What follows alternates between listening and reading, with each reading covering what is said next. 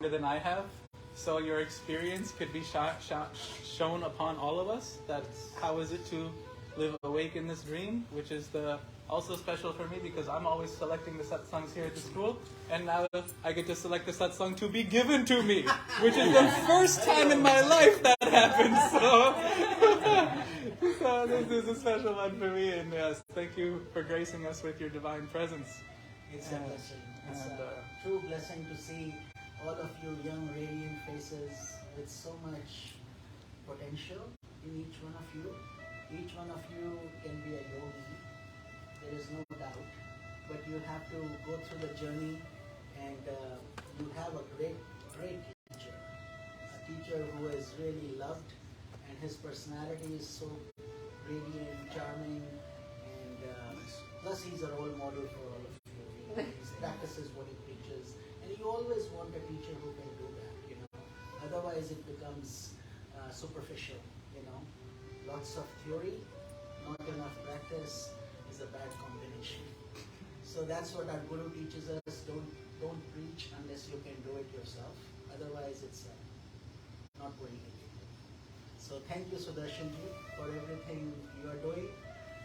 You are adding glory to our Guru, and we can see each of them, through some of you are directly getting initiated from Swamiji, some of them get initiated by you, because you certainly have the charm and the ability to guide souls, and love your Facebook pictures and whatever you do in India. Have some of you gone with them to those two this one came. Not yet.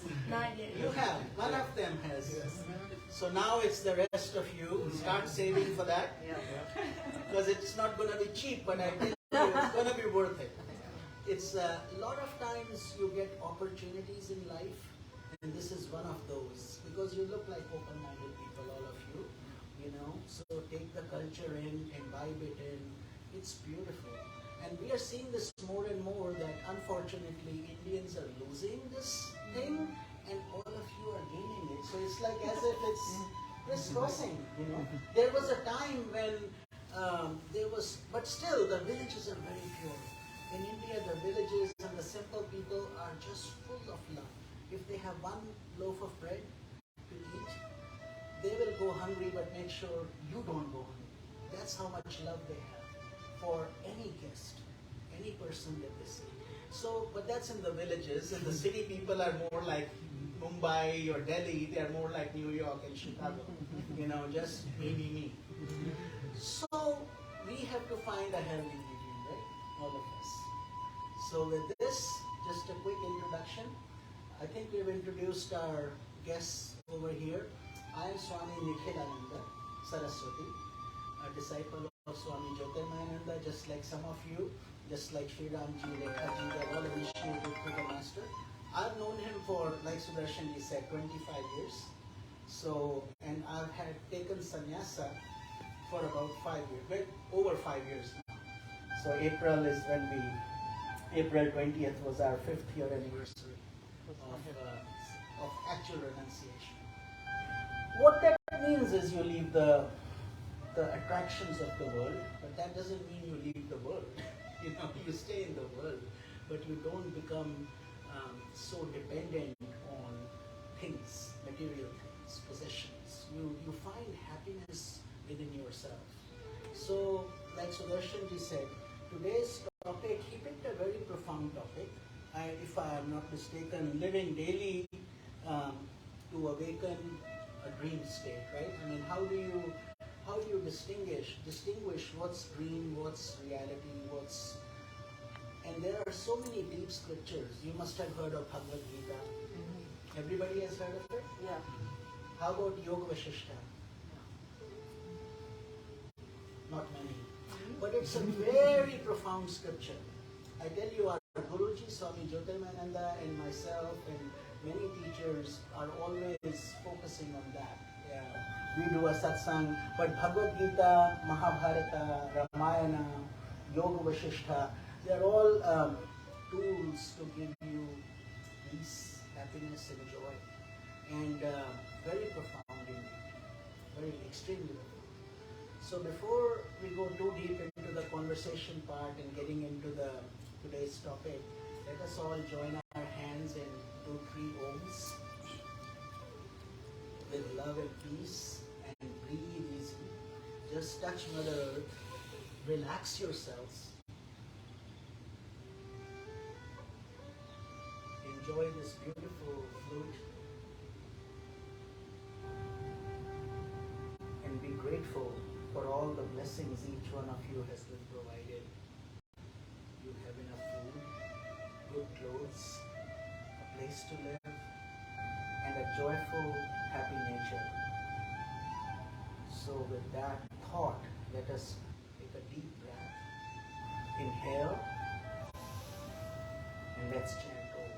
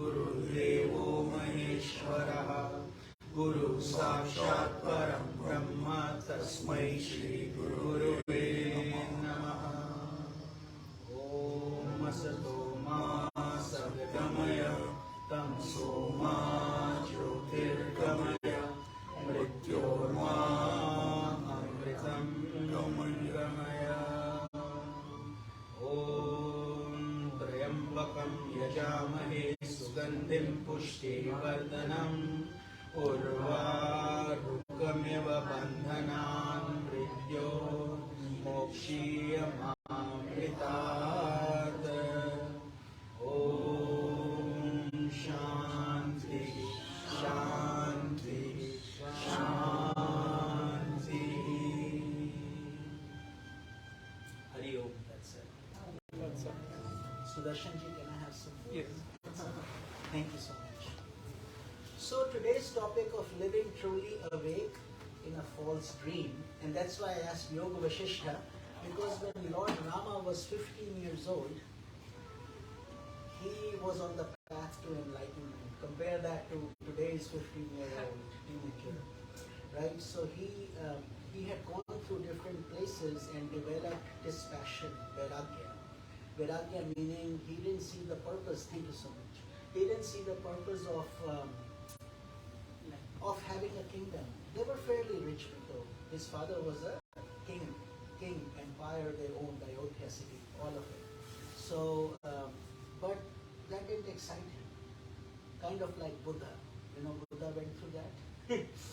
Gave up everything and then just left his home, his palace.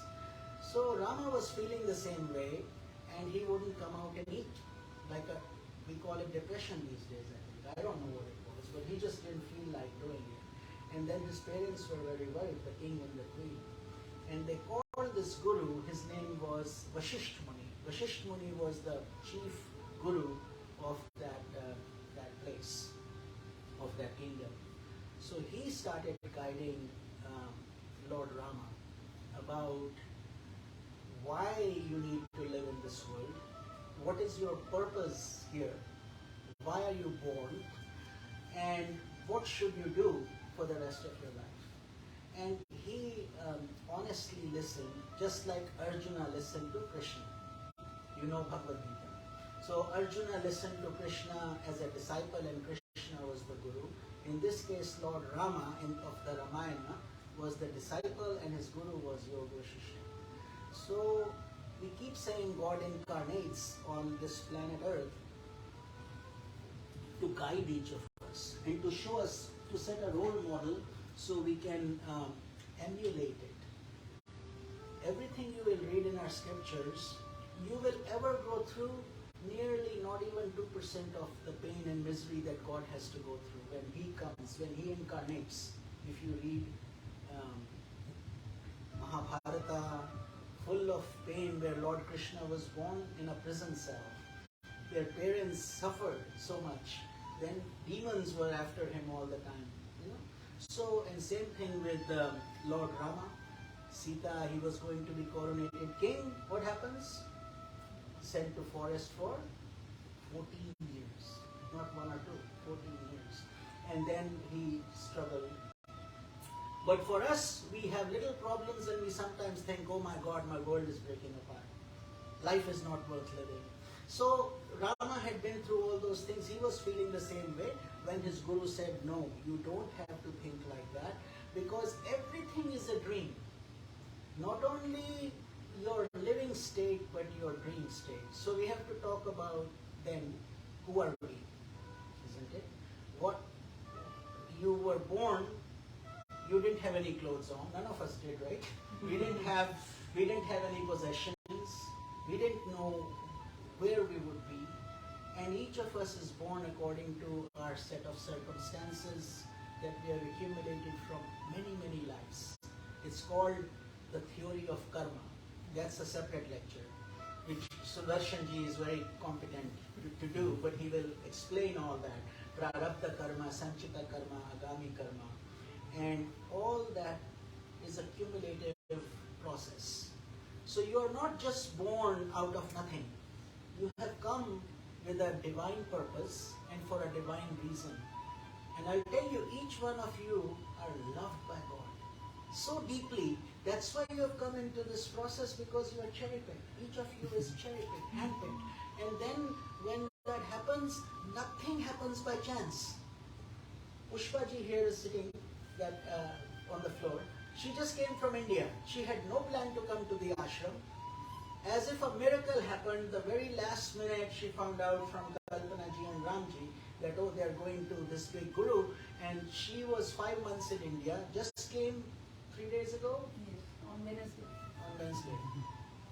And then but the desire was so strong that she asked that, Swamiji, I'll sleep on the floor. I don't care. I just want to go to the Guru. I don't want to miss this opportunity.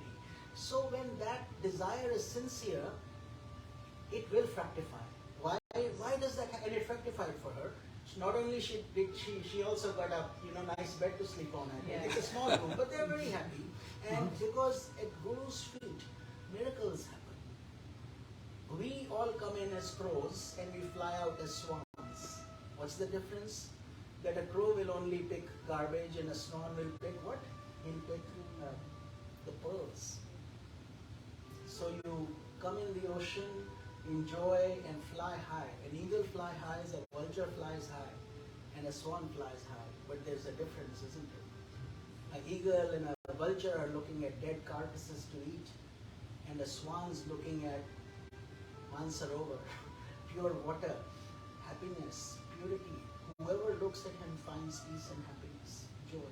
So each of us can become a swan. But how do you do that? It's not so easy. For that we need to do tapasya. How many of you have heard of the word tapasya? Tapasya means penance. Penance means sacrifice. You all didn't get here by yourself. You had to make an effort, right? I mean, you got here, but you had to make a decision. On this day, on Sunday, we have a satsang. Therefore, we are not going to plan anything. You battled the traffic. We all did, right? So, and we made the sacrifice, but we are here. And that's what really matters. That's your self-effort. You know what Guruji always says? It's like two birds, two wings of the same bird. One is self-effort, your own self-effort. The other one is divine grace. A bird cannot fly with one wing. It needs both, isn't it? But even if we have the best food, somebody cooks it for you, guess who has to eat it? You still have to eat it. Your servant can't eat it for you. If you're very rich, you are a billionaire and you have cancer, guess who's going to go get that surgery done? Not his rich servants. He has to go under the operating theater. He has to experience it. That's the process of karma. And that is what Sanatana Dharma and these sages and saints so deeply guide us, that everything you're seeing in this world, right, is that a result of some action. But at the end of the day, it's still all a dream. It comes and goes. What does that mean? You have waves in the ocean coming and going. Suppose you want to swim in the beach. Rohit ji wants to swim in the beach tomorrow. Who knows? But suppose you say, let the waves calm down, then I'll go in. Will that ever happen? Will you ever go into the ocean unless the waves will never? There'll always be bigger waves, smaller waves. You have to just transcend them. So think of your life like that. Adversity and prosperity are these waves. They will always come and go. If you deeply introspect into your own life, pick up a journal and have an appointment with yourself. Just like you had one with me today and with Sudarshanji and our satsang, but that would be with Jill or with whoever, Debbie, whatever your names are. Schedule that time and make sure you respect that, honor that commitment. Sit with yourself, take a diary, and go into your journal of experiences that you have seen. You will notice that you grow the most when your times are the most difficult. When you see no light, you certainly do come out of it, and you come out of it stronger. You're smiling, looks like you can relate to it. Yes? Absolutely. And most of you will, because that's the real essence of things. And so our Guruji teaches us a beautiful mantra. He says, this too shall pass. Ye bhi guzar jayega, in Hindi we say. English, this too shall pass. So no matter how difficult it is, the situation, ask yourself one question. Is it life-threatening? Will I die by this? Or is it just, oh man, I don't feel like going to work tomorrow. So many people, how are you doing? It's Monday. It's Monday? You're alive?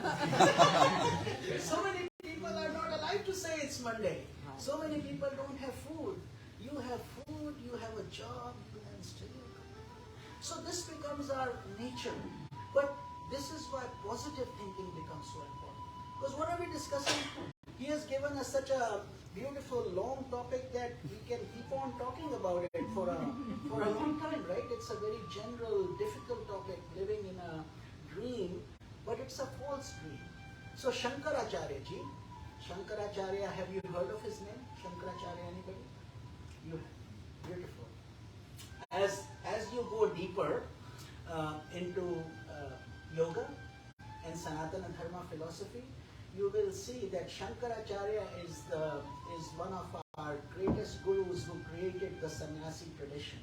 So you know of Swami JyotirmayAnanda, you know of Shivananda, but who created this whole lineage of saying, you wear these clothes, you simplify your life, and he wrote, all his material was so extensive that he did everything. He crisscrossed India and he wrote many books and guidance to people, because he was an enlightened master, just like our Guruji, but he is also known as the Avatara of Shankara, Lord Shiva. He was an incarnation of Lord Shiva. And he passed away only 32 years of age. But his work is good even today. 500 BC is his real birth, but the Western civilization has changed it to 800 AD. But the real truth is, if you go to the Kanchipuram temple, where the Kanchi Peeth is, you will see every Shankaracharya since 400 BC. You can take a picture. I have it. I can send you the proof to guide your people. Because we need authentic knowledge. In this day, where social media is picking up, you don't know reality from fiction, isn't it? In a way, it's kind of the same thing. Dream within a dream, right? Reality is a dream or is it a reality? So, is this correct? Now they're saying artificial intelligence, chat view, what is it, chat GPT? Right. Yeah. So, essay, write it down. Already life is so full of luxuries, we don't even want to get up to change the channel in a remote. And here we are now wanting all our essays written by this, other things. Illusion. So self-effort, there is no answer, no easy answer. You have to. They wanted to come here, they had to make the sacrifice. Take a flight, do this, do that, sacrifice, live in smaller places, in the ashram and so on. But what you get back is so much more. So much more. And then Guru, how many of you know the real meaning of Guru? Teacher. Yes. But it's made up of two letters, Gu and Ru. Gu means darkness, Ru means remover. So anybody who removes your darkness is technically a teacher, isn't it? Because you didn't know that thing. These days, a 5-year-old is a guru in Google and in apps. A 5-year-old will come and tell me, no, Swamiji, this is he'll fix it. Oh, yeah. And so Rohitji is my guru. No, this phone, today we had the phone problem. No, you don't know, you don't need this phone. Yes, because I have to listen to him. I may be good in spiritual work, but this is his department. See? So you have worldly gurus which are called Shikshit gurus. Shikshit gurus means first gurus are your parents. You're born, you don't know. And you're helpless. You've just come out dirty and you cry. That's all you do. And if you don't cry, the doctor will make you cry. He'll slap you till you cry. Because it's a bad thing if you don't cry, isn't it? If you don't cry, your parents will cry. What happened to my dad? Why is he not crying? And everybody celebrates. The poor kid is crying. What the hell happened? Why am I here? He's crying, and his father with a beard is kissing him, and his prickles are hitting the baby with his thin skin, and he's not even realizing, see, this is Naraka. Naraka right here. Heaven and hell happens here. And then, of course, and these are the parents who love you so much. Who love you. So then, the first time he makes contact with his mother when he is sucking her milk, her breast milk. These days even that's going away. Oh no, you buy things from the market. This is why Sanatan Dharma has, you need teachers like Sudarshanji, because we need this knowledge going to people that happiness is much more important than any material acquisition you can do. Because you can acquire things, you can get bigger homes, you can get nicer clothes. But does that really change you? Does that make you happy? Do you find peace? Can you go buy $20 of peace at a grocery store? Here, peace. Can you go get me some peace? You buy tomatoes, but you can buy peace, see? It has to come from your inner consciousness. So, that is being awake.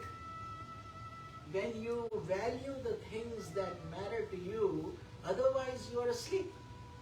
You may be very successful, you may be a CEO, you may be a doctor, you may be a president. That's why for us it doesn't matter whether somebody's a sweeper or somebody's a king. What difference does it make? We are all bullocks on a chopping block. Every one of us. Imagine cows saying, your hump looks very nice. Oh man, look at that person. And that's what we are doing, isn't it, in this life? Who has come here forever? Do we have a permanent stamp on our birth certificates? This person will never die. Can any of us say that? But is death really bad? No, it's not bad. Just a change. And it's actually a very beautiful change. But we are not mature enough to understand that. Look, you are becoming yogis. At such a young age, I am giving you such a profound topic to talk about. Right? You still have a life to live. So, welcome life, welcome death. Live bravely. Whatever happens, God has a plan for every single one of you. Through your karmas. Prarabdha karma, we call it. Just like when you turn on a fan, when it starts rotating, you can't even tell how many blades it has. And when you turn it off, it still keeps going through the momentum till it will eventually stop. Right? It will take time. Much in the same way, you have brought all that with you. So don't blame your parents, Don't blame your neighbors, don't blame your boss, don't blame your circumstances. It's really you. But we don't want to admit, even in this life, how many times do we really admit we are wrong?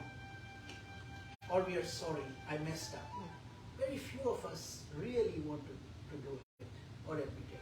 But in the end, it's between you, your Guru and God. Guru and God are not two words. Guru/God, Guru or God, Guru and God, it's all the same.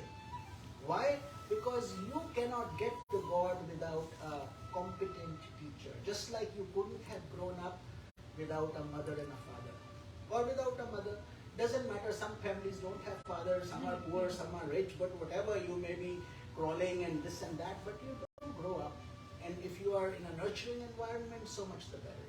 Because then they take you to yoga classes, or they teach you horseback riding, or they take you to a good school, and all that happens. For some of you it doesn't. But so what? It's the karma, theory of karma. Each one of us comes with. So Shankaracharya ji, I mentioned, he did so much work to guide us, and what he's basically saying is, Brahma Satyam Jagana Mithya Jivo Brahmaivana Para. Somebody asked him one time, Swamiji, can you please explain your philosophy of Advaita? Advaita means non-duality. You know what that means, non-duality? One versus multiple. Same sun. How many suns we have in our solar system? In this solar system we have one sun. Right? That one sun, if you ask that sun, how many rays do you have? How many rays do you come up with? Will the sun be ever be able to tell you? I don't know. Just like modern teenagers. The sun will say that. He doesn't know. And ask the ocean, how many waves do you generate every day? What? How many waves I generate? I don't know. But yet they are coming from the ocean. Every ray is coming from the sun. And every ray has to go back into the sun when it sets. Are some of them left behind? 5 of them? Oh, let's hide. Let's not go back to the sun. No, everyone has to go. Every single one. So that means there is only one sun. In this example, think that sun to be Brahman. Brahman. We say Guru Brahma, Guru Vishnu, Guru Devo Maheshwara, Guru Sakshat, Param Brahma, Tasmai Shri Guru Vedu. So what are we saying? That Guru is Brahma, Vishnu, Mahesh, which means he is the creator, the sustainer, the destroyer. 3 things. But that's in the realm of Maya. Maya means illusion. This is today's topic that Sudarshan ji has given us to talk. Illusion. Maya is illusion, and Maya is Prakriti Devi. Have you seen all the Indian gods? Brahma ji has Saraswati Mata. Vishnu ji has Lakshmi Mata, and Lord Shiva Parvati. Parvati. So each one is incomplete by themselves. They need the feminine energy. And then at a higher level, there is no masculine and feminine. There is just one energy that integrates into one holistic whole. Through that whole, we can call Brahman. And God is called G-O-D. You reverse it, it becomes dog. Right? But if you take God, so G means generate. Generate means you weren't born, you were in your mother's womb, now you're out, you have emerged. Before being in the womb, you were a seed. Before being a seed, you were a plant. Before that, you were the oxygen in the air. Before that, you were in the sky. Then that's the journey. Now you are here. So basically, that is the cycle that we all go through. Cradle to grave, right? So that's what we are basically saying. Brahma Satyam Jagana Mithya.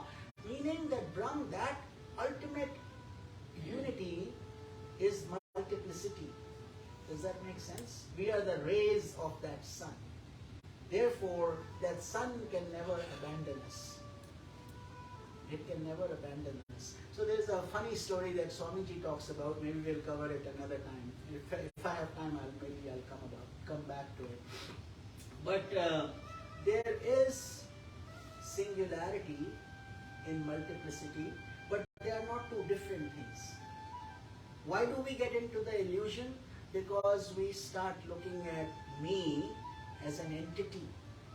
I am separate from you, right? This is my family. That's it. This is my neighborhood. This is my garbage can. You don't touch that. Why did you move it? Who moved it?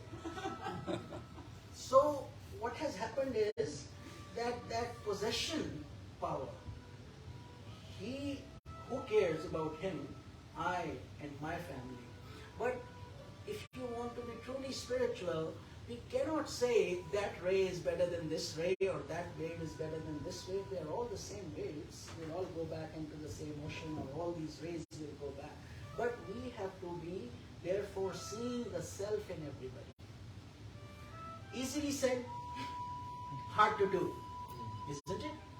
When the minute somebody says something mean to us, immediately our ego is like a snake. It's very cool. It's sitting there. But suppose your foot comes on that snake, what will happen? Immediately he'll hiss, get up and hiss, try to bite you. So that is where we have to understand that this journey is a lifelong journey.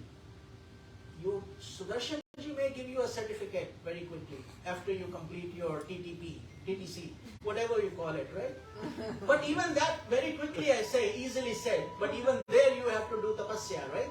16 weeks, 15 weeks, whatever, and then you have to convince him you know your stuff.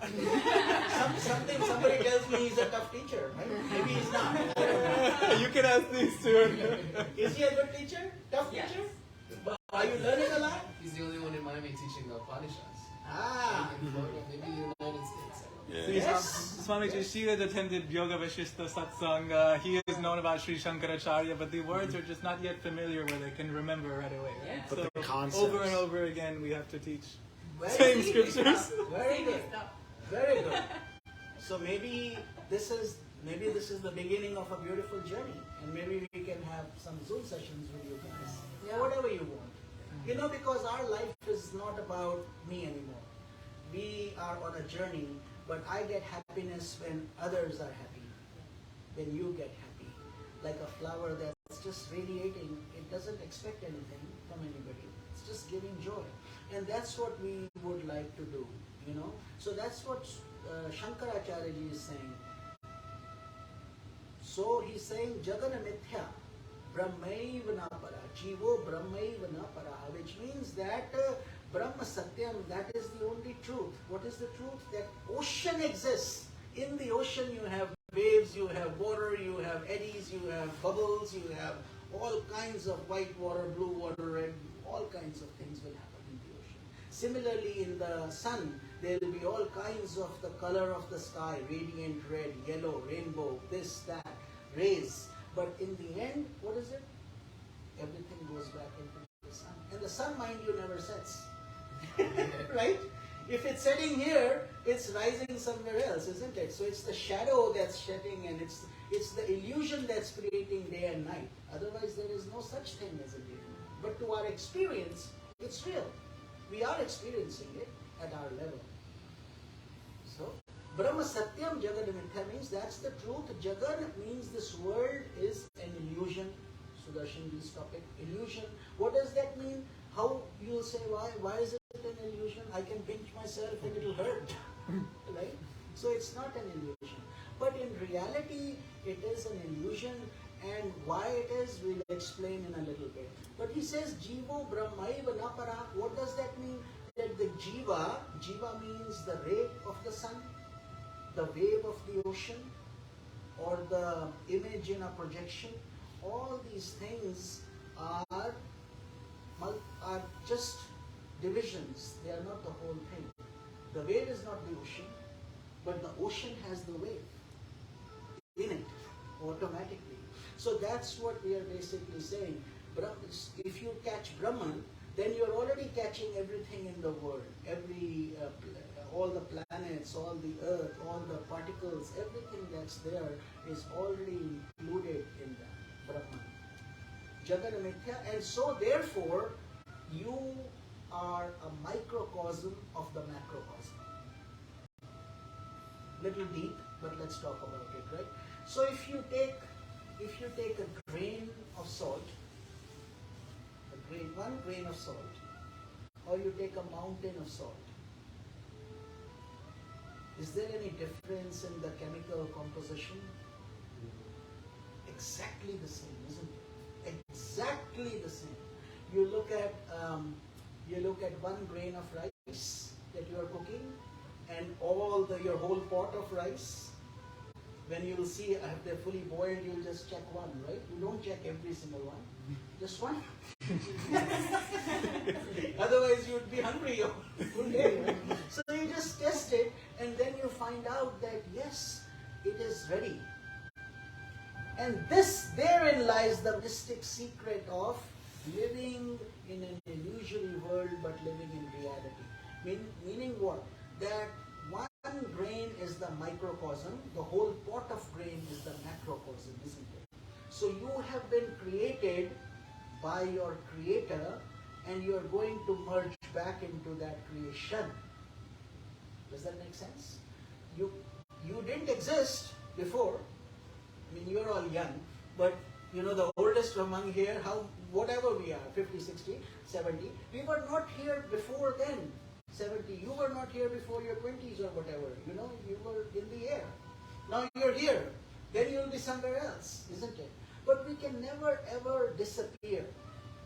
You are always a continuum. In mathematics they teach you a straight line, a segment. A segment is a position from A to B, isn't it? Whatever you may define, you may be this much, it may be this much, it may be bigger. But you are not that. You are really a full continuing line that goes to infinity, on and on. So therefore, you are bringing things with you, experiences with you. That's your consciousness. वो आपकी आत्मा है. Atma means your spirit, your self, blessed self. That is the self within you. So in Bhagavad Gita, Lord Krishna uses a beautiful shloka. And Bhagavad Gita, are you studying? Some of you are studying Bhagavad Gita? Have you studied chapter 2 so far? So like they say in Bhagavad Gita, everything is called yoga.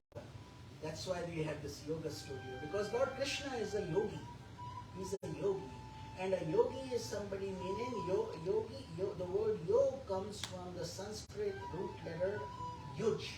Yuj means to unite, to connect with God. So we have disconnected. Now we are trying to find a way to connect back. And that process is called yoga. We can do good poses, stand, headstand, all that. And that's called Hatha Yoga.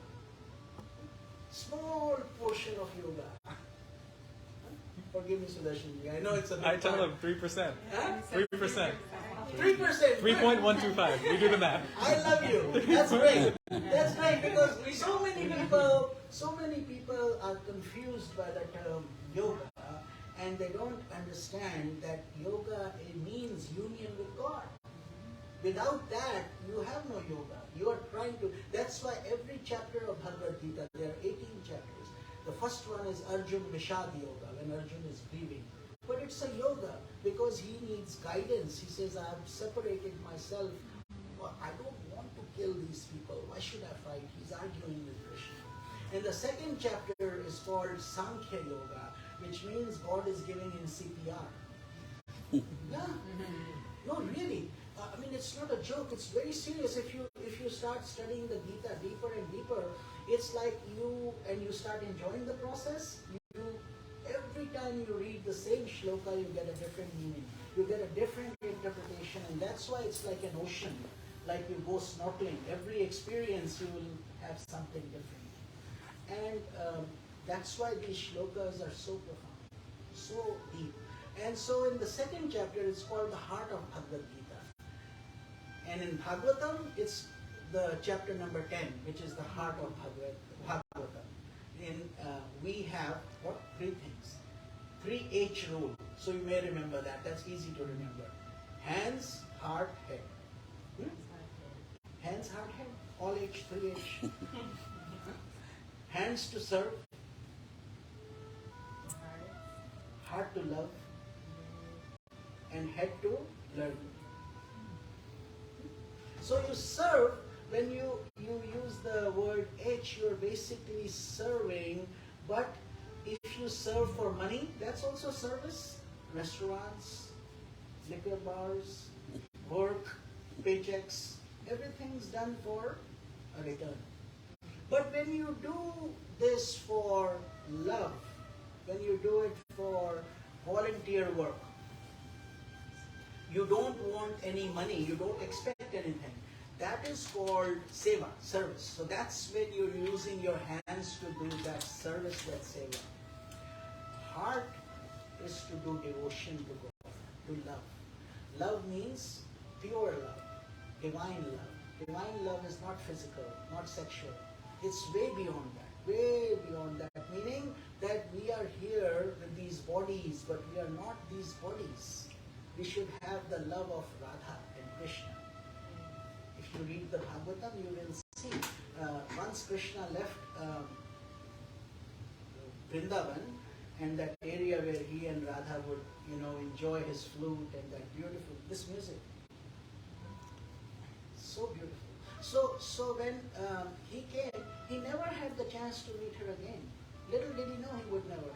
And he had 16,108 wives eventually. And don't take it literally. He can't even handle one these days. Yeah. But how did he do it? So he did it by, these are sentiments. The deeper meaning is that these 16,000 wives are the sentiments, like your love, emotion, kindness, compassion.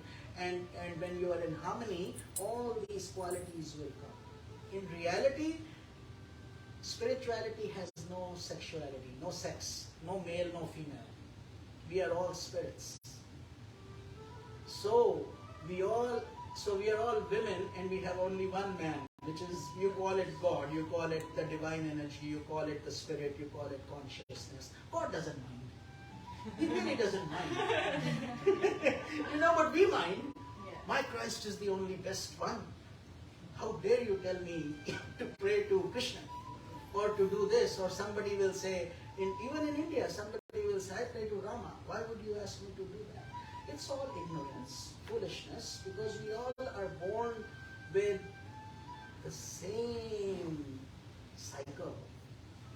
Whether you are a Japanese or a Korean or an Indian or an African, if we are a human being, do Japanese have 3 eyes and we have 2? do Indians have a bigger head than others? We are all the same. If you poke us, every one of us will bleed red blood. Color of skin tone may change, heights may change. What is the difference? We all are blood and bones, only made of 5 elements: earth, water, fire, air, ether. Only 5. God's plan is very simple. He doesn't complicate things. We humans complicate things. Patent it, trademark it, make it so secretive. This is my personal recipe, KFC. Nobody else can know. The sun doesn't say that. He says, take it away. We are the ones with royalty rates. Does the sun charge you any royalty? Does the water charge you anything? In reality, there are not even any countries. We have made them. Boundaries, borders, passports. All these things, they're ours, humans. And that's why we created the problem. We have to unwind it, isn't it? If you have made a mess, you have to undo it. Suppose your garden has more weeds than grass. Not a good situation. But how do you fix it? Grass grow, weeds go away. Close your eyes in your bed and keep chanting that japa. Weeds grow away. What will happen? You think something will happen? Nothing will happen. So what much better to call 5 friends, feed them pizza, do some work. Clean it up. That's what we have to do with our inner consciousness. We have to work with it. It's hard work, not easy. And the mind will play all kinds of tricks with you. It will try to convince you why you're so stupid. Your friends are having fun in the beach and you're listening to satsanga. What is that boring stuff you're listening to? Come on, enjoy. Yeah, bar, parties. You drink, you go high. They have no idea how much spiritual high people can get from this with no side effects. All all health effects. And there is this beautiful word our Guruji uses, it's called bhuma. Bhuma means unbounded bliss. You cannot bind that bliss. Whereas in the world of senses, you may get pleasure. Pleasure followed by pain, isn't it? So, day followed by night, happiness followed by unhappiness. Therefore, you have a choice. Each of us are here because of a choice, isn't it? Today here. You didn't have to be here. But it's a choice you all made because you have a connection with Him. And it didn't happen just like that. Meaning, you have worked in it in your previous lives. All of you have. Otherwise, you could not be sitting here without. Generally, people can go 2 minutes without watching their Facebook or Instagram or whatever you call it. These days, so many things you have. But you are all listening so carefully, meditating, paying attention. That tells me that you have done some level of sadhana already. It's already there. So now it's up to you, like if you have a plant, a beautiful plant, it's up to you to put fertilizer in it, to water it, to nourish it, or to forget about it and do nothing. If you do nothing for 2 months, what will happen to that plant? It will wither away. That's what's called the watering the plant, the pruning the leaves, the taking care of it day by day, every day. It's called your sadhana. Sadhana means your spiritual practice. And you do it, but you do it unconsciously. You do it anyway. You brush your teeth every day. Do you argue? Let me not brush today. It's getting late, let me not.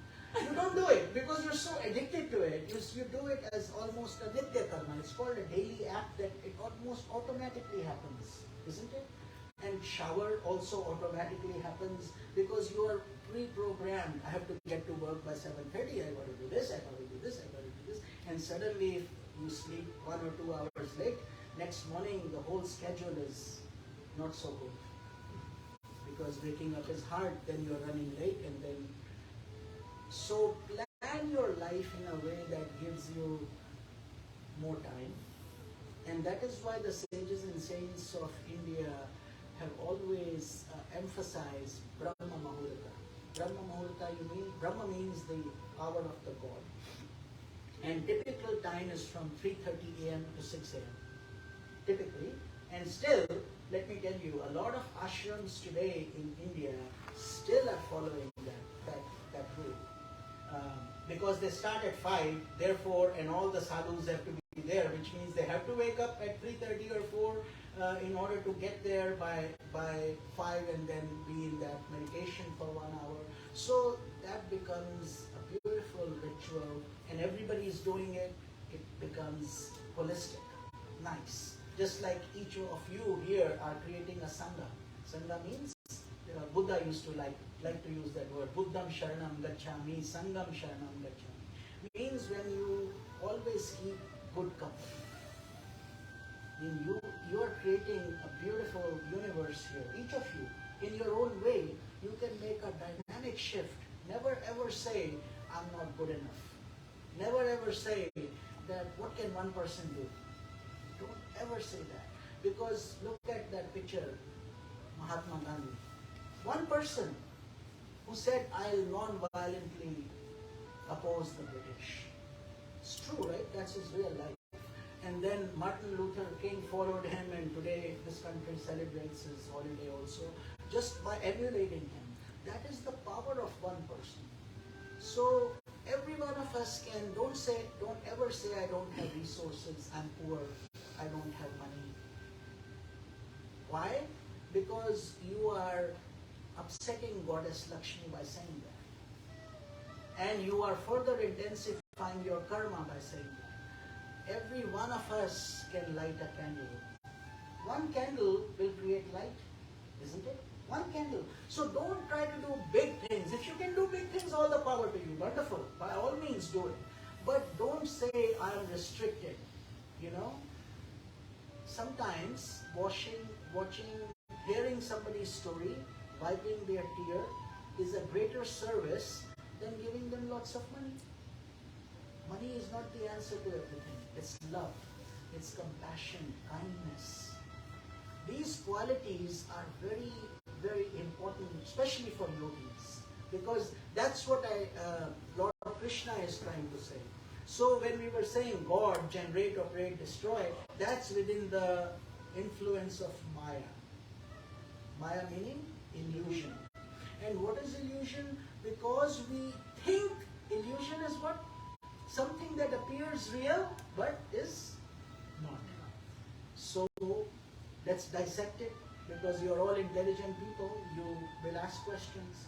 So let's talk about your dream. When you dream, I think everyone can raise their hands, they've dreamed, right? Have you, everyone? Has anybody not dreamed? Every one of you has dreamed? Isn't it? Many times, sometimes many times in one night. But have you ever stopped and wondered, what was that? Imagine that. No, I'm serious. Imagine the thought that your eyes are closed, you're in a dark room. If you wake up in that dark room and walk, you'll probably stumble and hit yourself to something. Unless you, but we know where the lights are, so we turn them on. But if you didn't know, you would get hurt, even with your eyes open. But here, you have your eyes closed. The room is dark. You are laying down on 6 feet of bed. That's it.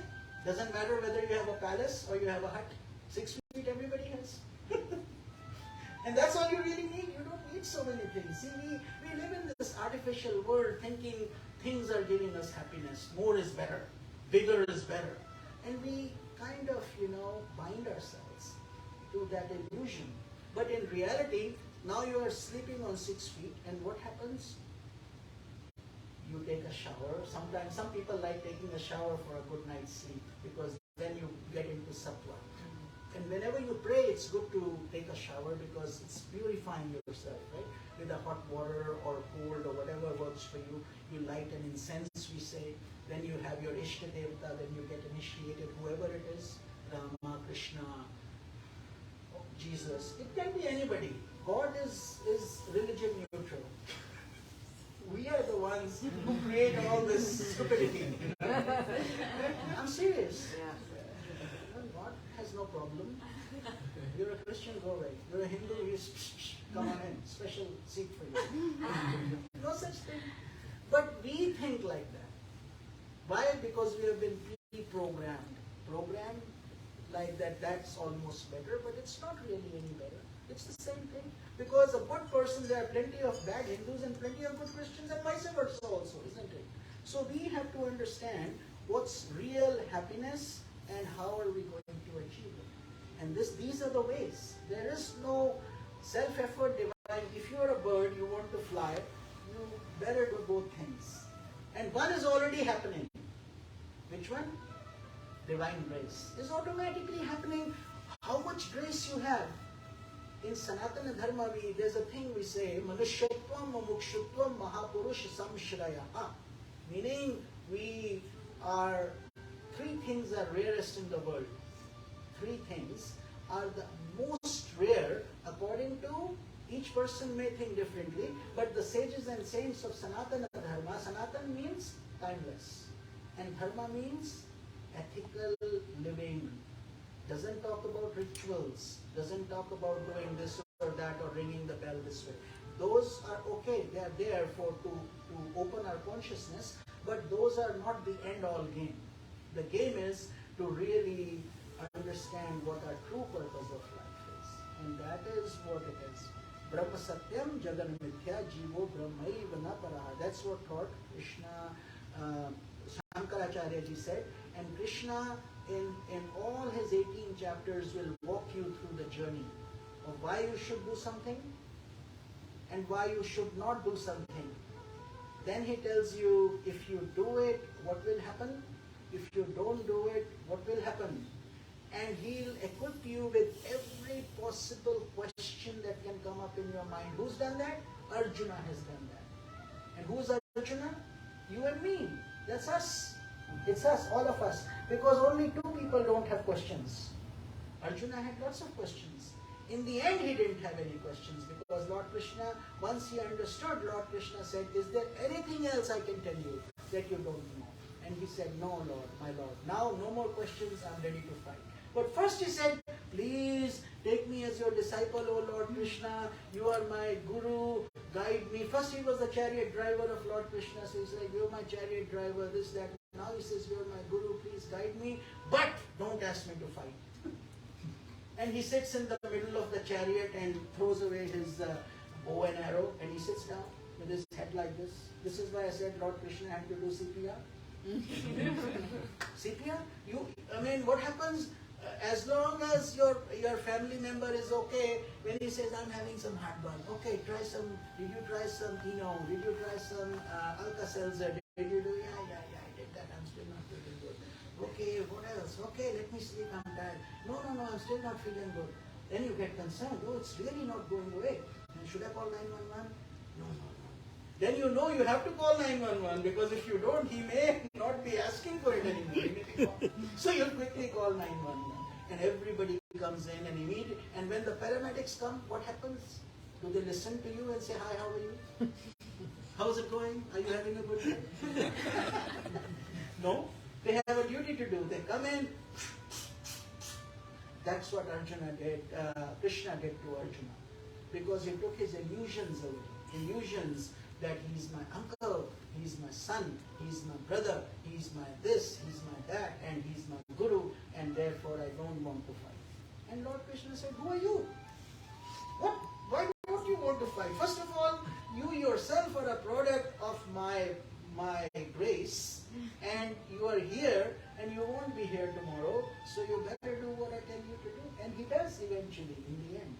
But this is the journey for every one of us. You and I are Arjuna, and we are praying to Krishna to get that guidance. So here in shloka number 69, Lord Krishna tells Arjuna, he uses a shloka in Sanskrit, so we will, because at least, so you can understand, at least I can read Sanskrit. So or chant Sanskrit. So he basically says, Ya nisha sarva bhutanam tasyam jagrati sanyami yasyam jagrati bhutani sa nisha pashyate mune. This is chapter number 2, shloka number 69. And it's got only 72 shlokas in that chapter. Here, Lord Krishna is touching up Sudarshana's topic. What is illusion and how do we overcome illusion? That's been answered in this shloka of Bhagavad Gita, which all of you should read when you get a chance, because it's very profound. Actually, all of chapter 2 from shloka number 55 to 72 are very important because they teach you about, Arjuna asks, yes Lord, you are making sense. I see what you are saying, I like what you are saying, but please teach me, what should I do to make my life better? How should I become better? And Lord Krishna says, okay, then follow these teachings. He asks the question, what does an enlightened master do? Because we always use that word very easily. Our enlightened master, our enlightened guru. And so what is enlightenment? What is it? Do suddenly flashes come? Darkness turns into light? We evaporate? What happens? Right? He got enlightened. Like a balloon pop, huh? No. Yeah, look at that man. He looks so radiant. No, nothing like that. So your journey will be always at the body level. You will be the same you. Can you say, I'm enlightened now, therefore I'm entitled to drive differently? I drive on the left side. Or there's a traffic, I don't care about it. Or I don't need to buy an airline ticket since I'm enlightened. Would any of those work? They'll say, who are you? And that's truly meaning you have to lead your practical realities in this physical world. So we were talking about your dream. In your dream, in a bed you are lying down with your eyes closed. All of a sudden, what happens? You come out of a shower, you fluff your pillows, and you put some nice music on, and suddenly, and you're tossing, because it takes a little time for you to go to sleep. You say, when will I sleep? When will I sleep? And then when sleep comes, does it tell you tonight it will be at at 7 minutes and 19 seconds. You'll be gone. You'll be sleeping. Nobody knows. And when you sleep, are you awake at that point? All your possessions, your keys, your food, your refrigerator, your friend, your problems at work, does anything stay with you in your sleep? What happened? Do you ever think like that? You have created another universe. You did it, right? It didn't come out from anywhere else. And why, when I say you, meaning that one grain of rice in you did it. That one ray of sun in you did it. Because you are no different than that cosmic energy. That's why we say Manushyatvam Mumukshutvam Mahapurush Sanshaya. That's why we say out of 8.4 million species. 8.4 million, why? Because you look at the Discovery Channel, even here you see so many viruses, ants, spiders, cockroaches, how many lizards, and then in the ocean you see how many different fish species, this, that, so many. And that's what here God is basically trying to say, that you are a human being. What does that mean, being a human being? Meaning, can goats and buffaloes do what we are doing? Can they sit together in satsanga and go, and a big goat sitting in dining room? Yes, my child. Will it happen? No. So you have evolved over time, is my point. But we were one of those at some point. See, two things are scientifically true, whether somebody may have a difference of opinion or whatever. One is the theory of reincarnation, because God's system is full of recycling. It works profoundly. It never wastes anything. Never. Not even a drop is wasted. So do you think you'll come out of nothing and will go into nothing? There is no such thing. Your energy is recycled. Just like from youth, from your little pocket-sized edition, you grow into a child, you grow older, you get into a youth, you go into middle age, then you get into old age, then a stick comes in your hand and eventually you pass away. And then you are born again. The cycle continues. But for the wise people, they have a way to transcend that cycle, that intercept it, break it, which means break that illusion of birth and death. That's what Krishna and Ramakrishna Paramahansa and Shankaracharya, all these sages and saints will teach us the same thing. But each of us has to realize that experience according to our own potential. Just like the rays falling on different pots of water. One is a muddy pot, one is a clear pot, one is a semi-dirty pot. So each ray that is coming in each water will create a different reflection, isn't it? Like a dirty pot, you will not be able to see.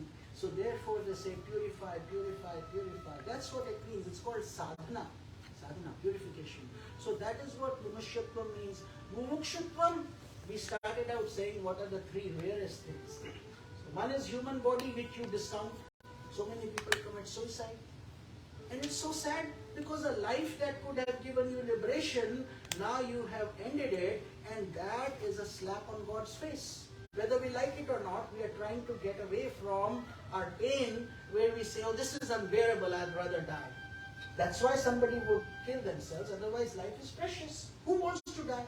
But if somebody is doing it, no matter what the circumstances, and these days it's so sad, because somebody bullies you, or somebody says you're too fat, or you got big lips, or you're ugly, and somebody goes and hangs themselves. That's a big problem in our society, because we are so body-centric. And you are not the body anyway. Its body is like a peel of a banana. Do you eat the peel?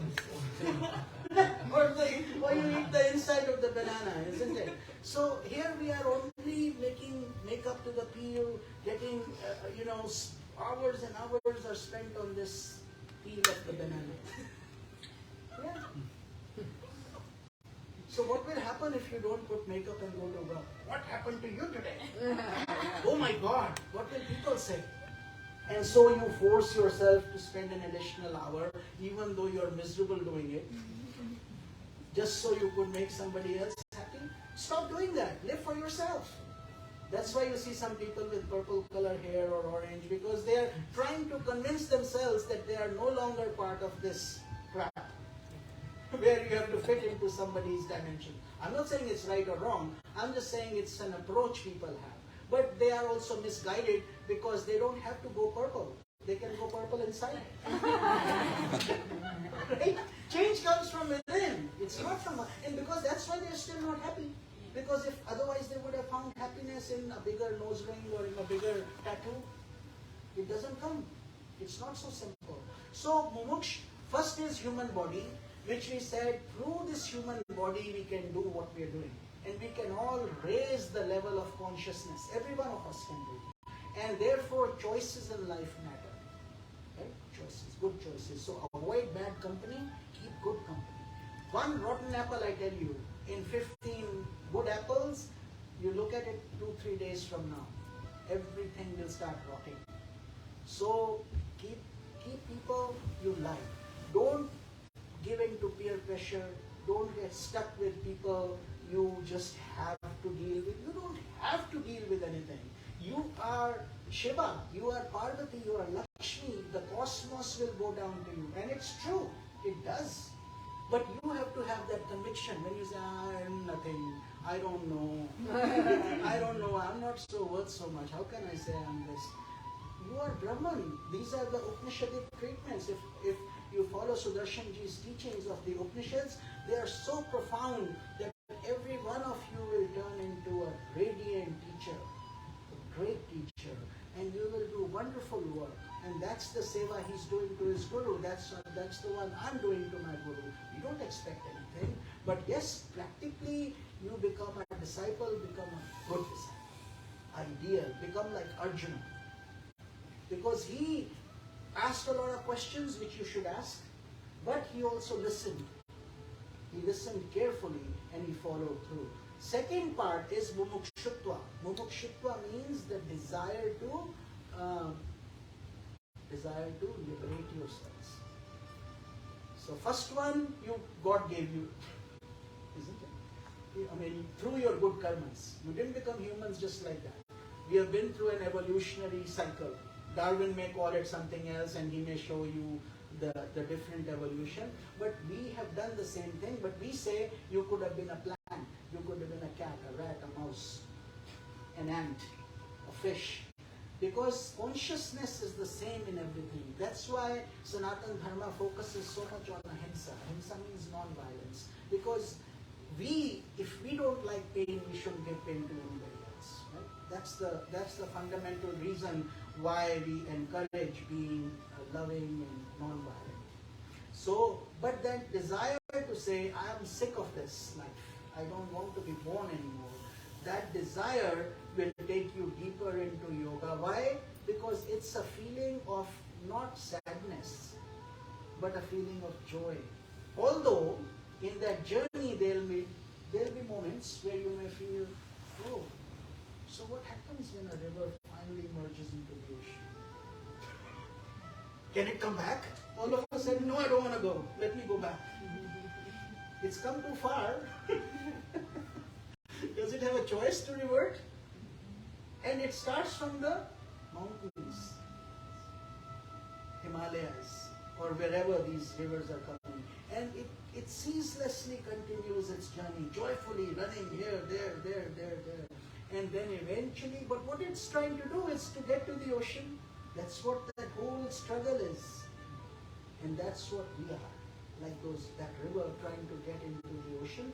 But once you get into the ocean, it's too late to pull back. And you should not. Just let go. Meaning, giving up all your apprehensions, your fears, your concerns, and just merge into it.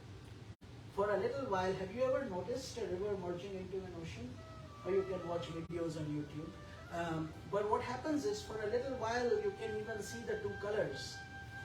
The river color and the ocean color are a little different. But after 20, 30, 40, 50 feet, it starts to disintegrate. And then after a little while, there's no difference. It's totally the ocean. Now, The river, does it know it's the river at that point? Which part of me is now to the right side of the ocean? No such thing. It has merged into it. It's totally integrated into it. Just like you put sugar in your chai, in your tea. I like 1 cup, half a cup. When you shake it, everything becomes sweet. Whether you taste it from the top or the center or the right or the left, isn't it? Everything homogeneous. And the back portion of you is still in the world. Makes sense? The river still flowing till we depart. So therefore we will continue to do our karma, our actions, our duties, and be loving and genuine. But that doesn't mean all of a sudden we'll all become Buddhas and totally be peaceful and only radiating peace and happiness all the time. No problems will arise. That won't happen. I won't lie to you. You'll have to deal with life. Life is such. Problems will come, like my cell phone broke today. What do? And Sudarshanji's address was there. I'm like, okay, are we having satsang today or not? Sriramji, please. He gets up and takes charge, and here we are. So that's what I'm trying to tell you, that in life challenges will come to every single one of us. Doesn't matter whether you're a saint or a sinner or a nice person or Indian or Japanese. We all go through it. So mumukshutva, but desire to earn liberation will come through teachers like Sudarshanji, like myself, like our Guruji, who are taking this torch and lighting it. And there are not many takers. You guys are phenomenal, all of you. And the efforts Sudarshanji must have put to get all of you. And now you become radiating lamps too, each one of you. If a candle is lit, then that same lit candle can light how many candles? A lot. How many? Infinite, right? You keep bringing but an unlit candle. So that one lit candle can do countless unlit candles. But every unlit candle cannot light anything else. So you need that. Be that one lit candle. And then keep doing it humbly. Don't run after name, fame, money. All that will come. God's plan is such. But eventually, what do they say in Christianity? All else shall be added unto you. Seek ye first the kingdom of heaven, and all else shall be added unto you. Why did Christ say that? Seek ye first the kingdom. He didn't want to create greedy people. His point was basically saying that if you come to me, meaning the kingdom of heaven, meaning liberation in this context that we are explaining. And in liberation meaning that everything else, like every river, will eventually merge into the ocean only. It has no other way to go, no place. So name will come, pain will come, nature will go down, flowers will bloom, and wherever you go, you create a sangha, a family, happiness, joyful. That's what I tell people. I'm so blessed that I don't have, financially I may not have much, but I'm richer than all of you. So many, because wherever I go, my family keeps growing. We keep constricted, but I have a family in Australia, in Fiji, in Richmond, in here, in you, everywhere, because you don't expect anything. You only want to give love. So you be that channel. So manushvatvam, mumukshutvam, and the third most important thing is Mahapurush Sangshraya. Mahapurush Sangshraya means meeting an enlightened sage, a guru, a teacher, somebody who brings you on the spiritual path is a true teacher. But you need worldly knowledge also. Our guru will always say, spirituality is not for failures. If you didn't succeed in the world, don't bother coming here. You won't succeed here also. Because seriously, this is a lot of hard work, but joyful hard work. Rome isn't built in a day, and so spirituality is the same way.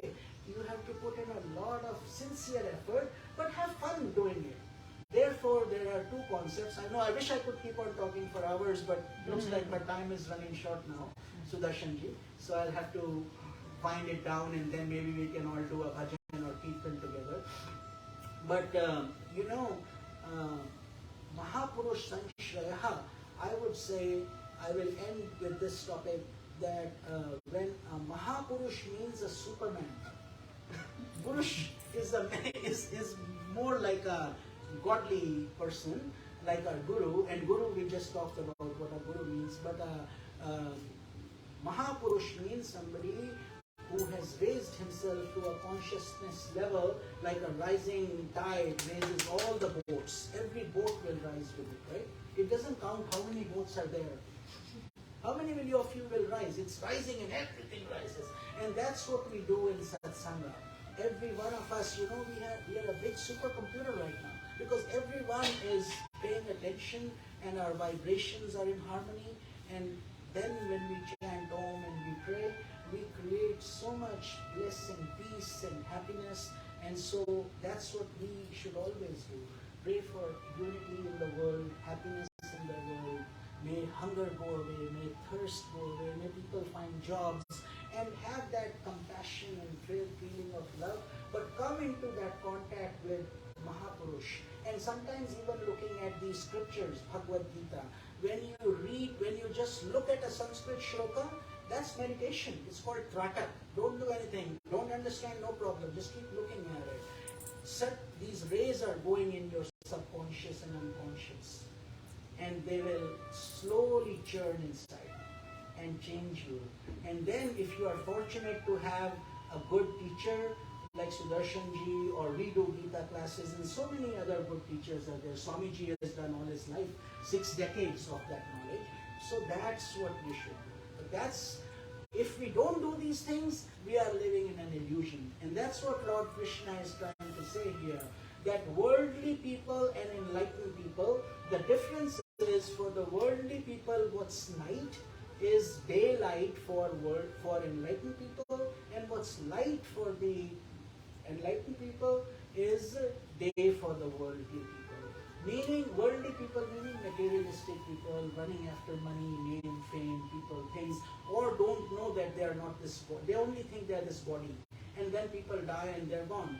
But you had the opportunity to connect your spirit to God, to unite with Him. That's yoga. So if you did that properly, you had that option, but we totally missed it, right? So therefore, these 3 things, if you can remember, that ignorance is darkness. Ignorance is darkness. Because if you don't know something, you will bang your head till hell comes, freezes over, and it will not solve. The problem will not solve. But somebody shows you the trick. See, the same key will lock the door or open the door. You need to know how to turn it. Isn't it? It's the same key that can bind you in the world or liberate you. But your approach to it through the right channel, and that knowledge comes from who? The Guru, who says this is how you should do it. So first but that doesn't mean you become like a rabbit or don't ask questions. Be intelligent, but ask questions with love and humility. Not to try to put somebody down, but with love and respect, which most yogis do. I see every one of you with good energy. I don't see anybody that I feel that I can connect. I'm looking at all of you. Looks like you're all souls that I can hug. I really can. And that all of you will be beautiful people. And that then you all plan for a trip to India with him. And maybe I'll accompany you one of these days. I want to do that with Sudarshanji. Yes. I told him I love the way he's doing his work, because we need young teachers like him. So with this I conclude my satsang. Hari Om. Hari Om. Hari Om.